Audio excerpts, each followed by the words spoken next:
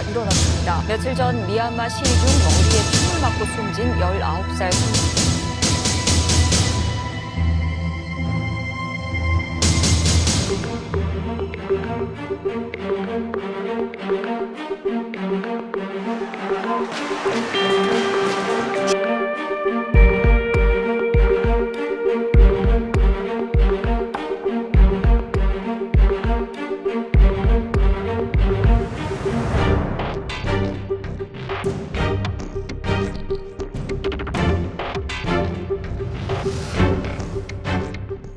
안녕하세요. 반갑습니다. 네. 안녕하세요. 네, 오늘 미얀마에서 온 학생 3명을 오늘 만났는데요. 예. 어떤 심정으로 여기 왔을지 짐작이 되거든요. 예. 그래서 지금 현재 그 고국에 대한 어떤 상황을 좀 타국에 있는 입장에서 좀 들어보고 싶어서 오늘 이 자리 마련을 했거든요. 네.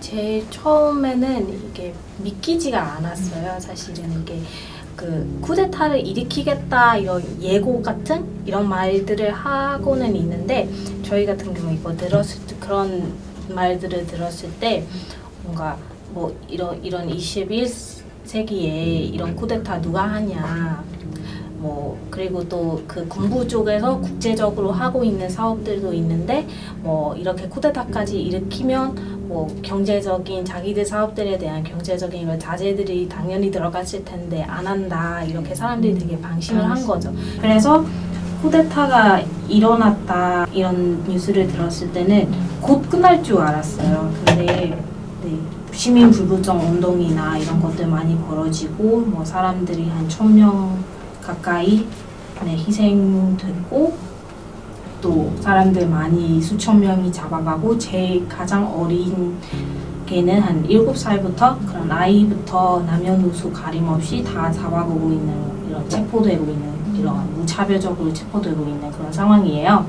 그래서 저희 같은 경우는 얘기하자면 저희가 이렇게 해외로 나가 있으니까 어쩌다 보면 안전하다고는 할 수 있는데 희생된 사람들의 유가족분들이나 아직 수감 중인 아직 교도소에서 나오지 못하는 그런 사람들의 가족들에 비해서는 저희가 이렇게 답답하고 마음 아프고 하는 거에 비교할 수 없죠, 당연히.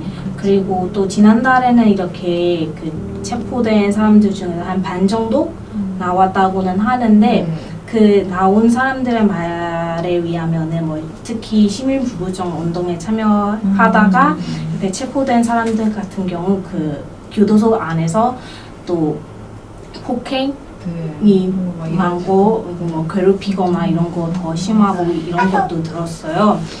그래서 특히나 의사들 이렇게 안에서 어떤 그런 사람들이 교도소 안에서 어떤 어려움을 갖고 어떤 고난을 겪고 있는지 어떤 인간적이지 않은 반인류적인 이런 학대를 당하고 있는지 아무도 알 수 없어서 남은 유가족 분들은 너무 그런 유가족들이나 남은 가족들을 위해서 너무 험하고 어둡고 지옥 같은 삶을 살고 있을 것 같아요.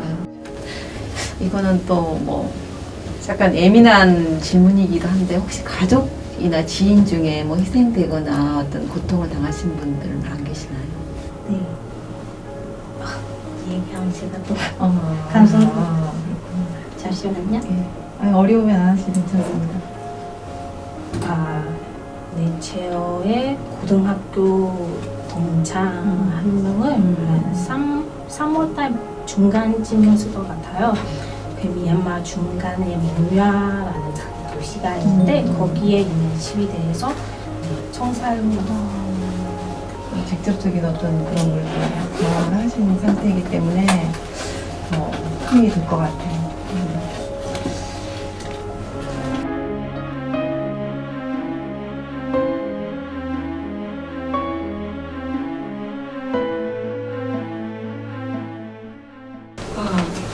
지금은 시민들은 군부 독재자들과 전 세계적으로 터지고 있는 코로나 이 두 가지 악마를 맞서 싸우고 있는 경우예요.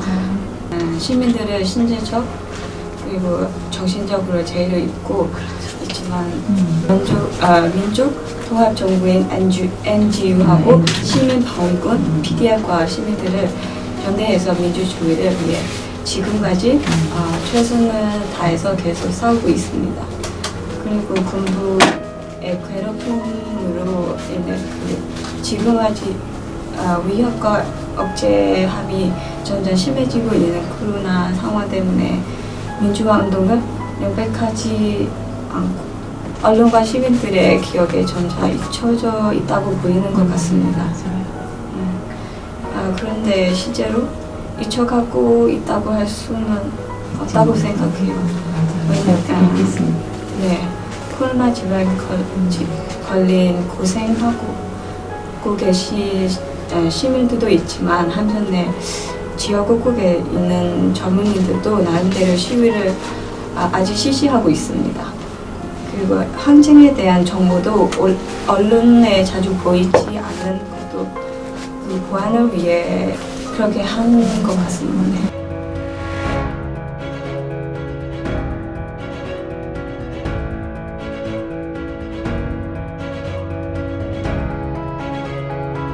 네, 저희가 최선을 다할 수 있는 방법을 지금도 열심히 찾아가고 있는 중인데 아까도 말씀하시는 것처럼 산소통 부족이 미얀마에서 큰 이슈가 되어가고 있습니다. 그런 중에서도 군부는 그 코로나 관련돼서 관리하는 것도 잘못함에도 불구하고 그리고 지금 사망자도 하루하루에 양곤도시 하나만으로도 800명에서 1000명 넘어서 그렇게 발생하고 있습니다. 확진자도 5,000명, 4,000명 그 정도 날마다 있긴 있는데 그분은 그거를 계속 무시하고 그렇게 잘 관리를 못 해주는 상황이에요. 그래서 아까 민주통합 그 정부 있잖아요. 임시 정부로 지금 일하고 있는 안유지가 있는데 거기도 나름대로 하고 있지만 과정이 느릴 수밖에 없는 거예요. 여러 가지 잔해물로. 그래서 저희 국민들이 서로만 보호하고 챙겨줘야 하는 상황이에요. 그래서 아까 말씀하시는 것처럼 지금 온 가족이 코로나 걸리고 도움을 요청할 수 없을 때는 그 집 앞에서 식량이 떨어질 때는 하얀색 깃바로 그리고 치료가 필요할 때는 노란색 깃바로 그렇게 올려서 그렇게 도움을 요청해요. 우리가 그럴 때는 봉사팀이나 주변 사람들이 가서 그 집 앞에서 뭔가 약이나 물품 아니면은 음식 같은 거를 그렇게 내려다주고 서로 도와주고 있는 상황이에요. 그리고 저희가 지금 외부에 나와 있기 때문에 이런 제한예마 이렇게 학생들 아니면은 노동자들 힘을 모아서 모금이나 물품 같은 걸 보낼 수 지금 조금씩 보낼 수 있게 있어요. 일단은 산소 발산기 같은 거 그리고 방역복 PPE 같은 것들이 그리고 방역하는 안경 그런 것도 보낼 수 있는데 문제는 그 세관 관련돼서 좀 문제가 조금 있어요. 얼마 전에서도 태국 그 경우 통해서 저희가 물건을 보내려고 했는데 거기에서 군부가 외국에서 이렇게 코로나 관련된 의약품을 보내면은 받아들이지 못한다. 그런 명령서까지 내렸어요. 그 중간에도 산소통이나 산소 그렇게 발산기 같은 거를 보내면은 중간에 빼가고 그렇게 산소 채우기 위해 줄을 서 있는 국민들에게도 폭행하고 사람들은 모으지 못하게 하고 그리고 밤 시간에서 통학 금지 명령을 아직 내리고 있는 거예요. 그래서 얼마 전에서도 제 대학교 친구 한 명의 온 가족이 걸렸는데 어머님이 밤에 너무 편찮으시고 돌아가실 뻔했는데 그때 산소통도 못 찾고 응급차도 못 부르고 결국은 돌아가셨어요.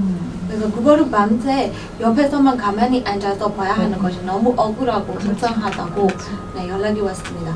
그래서 제일 제일 좋은 방법은 저희가 물건이나 모금을 보낼 때 아주 안전하고 빨리 보낼 수 있는 방법을 여기 있는 한국 분들과 여러 국제사회와 의논해서 전략 같은 거를 세워서 보내면 제일 좋다고 저는 개인적으로 생각합니다. 중요한 얘기입니다.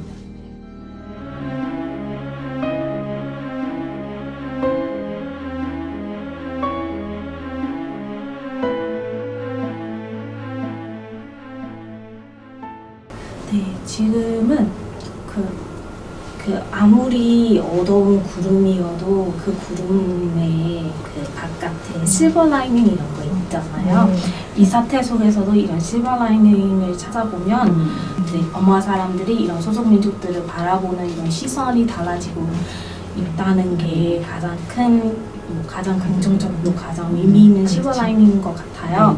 그래서 더 이상의 이 소속 민족들에 대해서 로힝야에 대해서 안 좋은 시선으로 바라보고 또 그런 게 점점 사라지고 또 같이 버마족이나 다른 민족들 모든 민족들이 이 미얀마라는 나라에서 평화롭게 같이 공존할 수 있고 더 이상 전쟁이 없는 나라를 꾸밀 수 있도록 희망을 가지게 된다고 할 수 있어요. 특히 버마 민족들이. 네, 그동안은 군부 쪽에서 이런 라카인 지역에서 저질렀던 이런 로힝야 쪽에 대한 대집단 학살이나 이런 것들은 이런 잔혹한 전쟁 범죄들 이런 거는 미얀마에서 대도시인 만들레이나 양공 이런 쪽에 있는 사람들은 듣고는 있는데 그 정도까지는 아니겠지.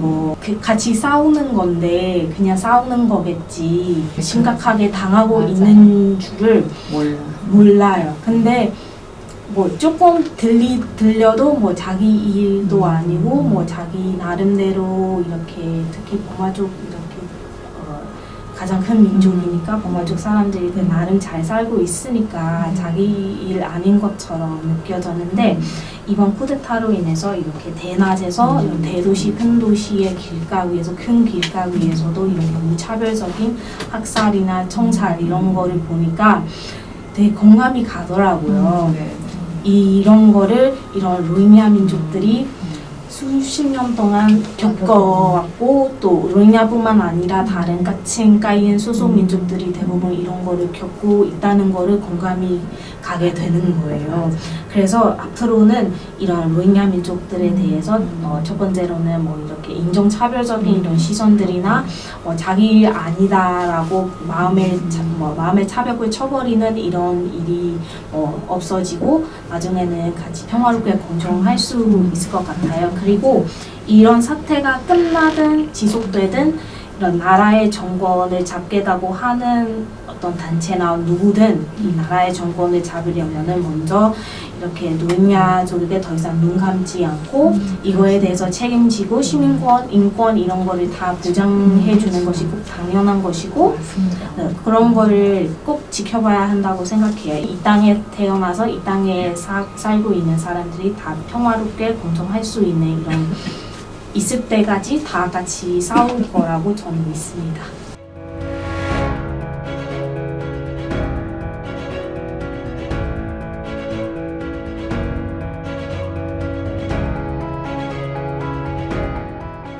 그 합의 내용이 4월 말에 회의가 있었고 나왔는데 그 때는 사람들이 국민들이 많이 희망도 생기고 아시안이 우리 쪽에 있구나라는 희망까지 나왔지만 그래도 그 4월 말부터 지금까지가 그 쿠데타에 대해서 그렇게 좋은 쪽으로 변함이 별로 없더라고요. 그리고 거기 5가지에서 나오는 것처럼 그 아시안 대표가 나와서 미얀마에 가서 뭔가를 검사하고 그렇게 협력해 달라고 그렇게 우리가 요청했는데 그때도 군부라만 만날 수도 있고 임시정부 안일지를 못 만났어요.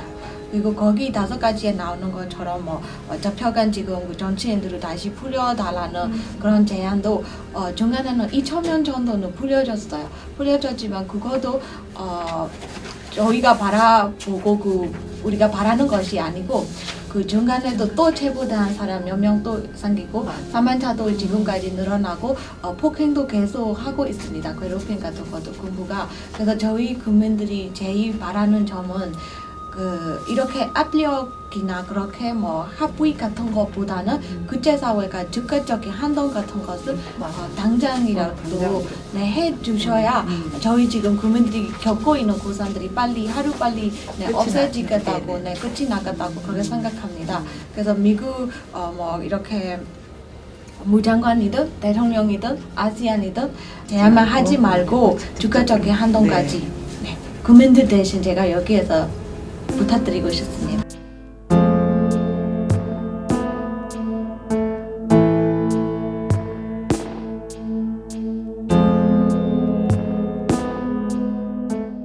쿠데타 일어날 때부터 지금까지 저희 미얀마 사태에 대한 지지해주고 적극적으로 도와주시는 나라를 보면 대한민국이라고 바로 눈에 띕니다.